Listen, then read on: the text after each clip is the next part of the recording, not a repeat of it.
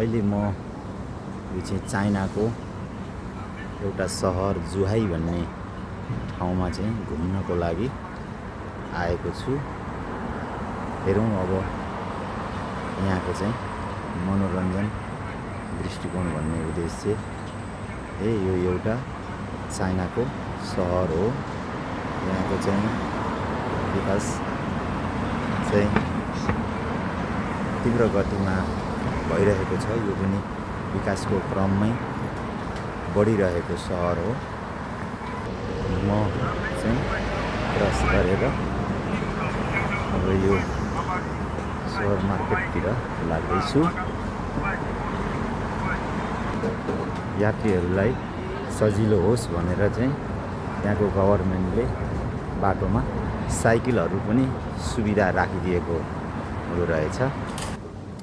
Super market यो कपडाको होलसेलहरू, त्यस्तै गरी यो चाहिँ खाजाहरू बेच्ने ठाउँ। त्यही खाजा खानको लागि अहिले म होटलमा आएको छु। होटलहरू नेपालमा जस्तै यो सफारी पनि रहेछन्।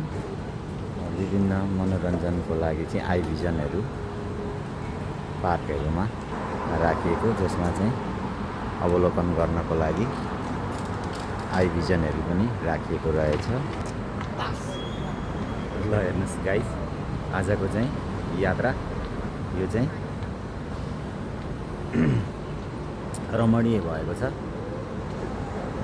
यो ठाउँलाई चाहिँ जुहाई भन्छ। यो गुन्जाउको छेउ पर्छ। यहाँबाट चाहिँ गुन्जाउ निक्लेर नेपाल जानको लागि अथवा आउनको लागि चाहिँ मुख्य बाटो पर्दछ। यो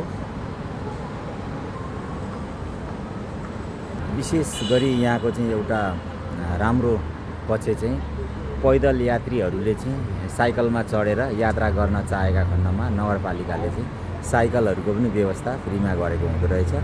र उनीहरूले साइकल निकालेर लाँदा त्यहाँ चाहिँ तर्न पर्ने रहेछ, आफ्नो एड्रेसहरू हाल्न पर्ने रहेछ। स्क्यान आफ्नो अनुहारलाई स्क्यान गरेपछि चाहिँ स्थानीय लोकल हो भनेपछि उसलाई चाहिँ पासपोर्ट दिँदो रहेछ चाबीको।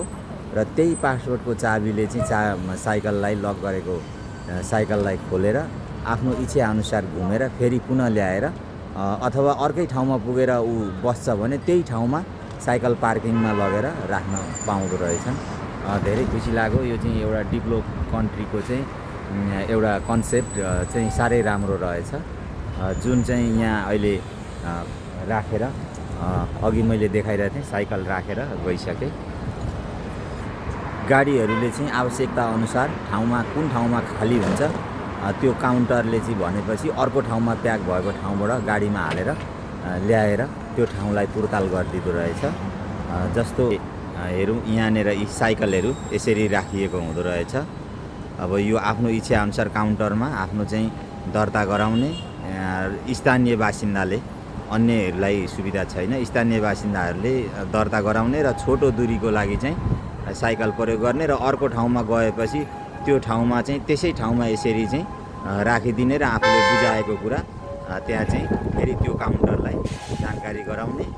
र यो ठाउँमा खाली भयो भने अर्को ठाउँमा प्याक भएका ठाउँबाट फेरि उठाएर उनीहरूले ल्याएर राख्दो रहेछन्। वातावरण स्वच्छ बनाउनको लागि स्थानीयहरूले साइकलको प्रायःजसो प्रयोग गर्दो रहेछन्।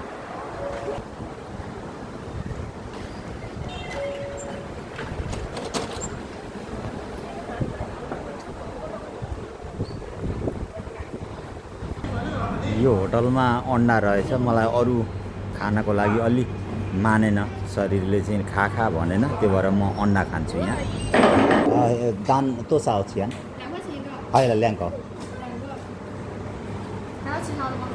ओके निकै वो छु।